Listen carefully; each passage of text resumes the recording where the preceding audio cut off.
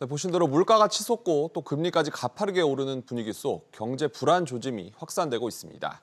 대내외 상황이 심상치 않은 가운데 윤석열 대통령이 직접 첫 점검 회의를 가졌습니다. 우형준 기자와 자세히 알아봅니다.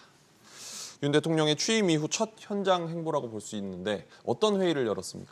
네, 윤석열 대통령은 오늘 오전 은행연합회에서 거시금융 상황 점검 회의를 주재했습니다. 네. 소비자 물가 상승률이 5%에 육박하고 있고 금리 인상 가속에 우리 경제 여건이 심상치 않자 직접 챙긴 건데요. 한번 들어보시겠습니다.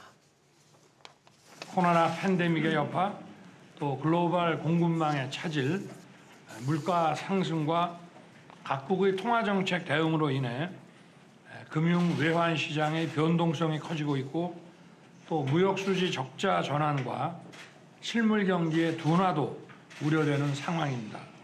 이 자리에는 추경호 경제부총리와 이창용 한국은행 총재뿐만 아니라 민간 전문가인 최재형 국제금융센터 원장과 박성길 JP모건 이코노미스트 등 7명이 참석했습니다. 정부는 지금 경기를 구체적으로 어떻게 판단하고 있습니까? 네, 정부는 최근 경제 상황에 대해 러시아의 우크라이나 침공과 공급망 차질 등으로 투자 부진과 수출 회복세의 제약이 우려된다고 진단했습니다. 네. 공식 경제 보고서에서는 지속적인 물가 상승을 우려하면서 금융시장의 변동성이 커지고 글로벌 경기 하방 위험도 확대됐다고 밝혔습니다.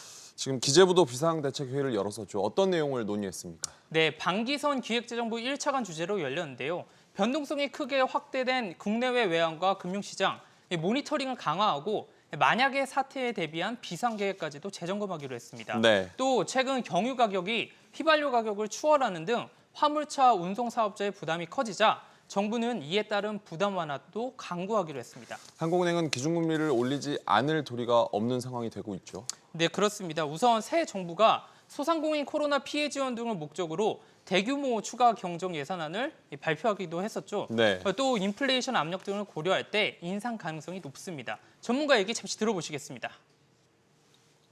미국이 빅스텝으로 6월 달에 또 인상을 하게 되면 1.5%가 되는 거고요. 우리랑 똑같아지는 거거든요. 5월 달 기준금리 인상 가능성은 상당히 높다고 예상하고 있습니다. 대내외적으로 봤을 때 이달 기준금리 인상 가능성 거의 확실시 되는 것 같습니다. 우 기자, 잘 들었습니다.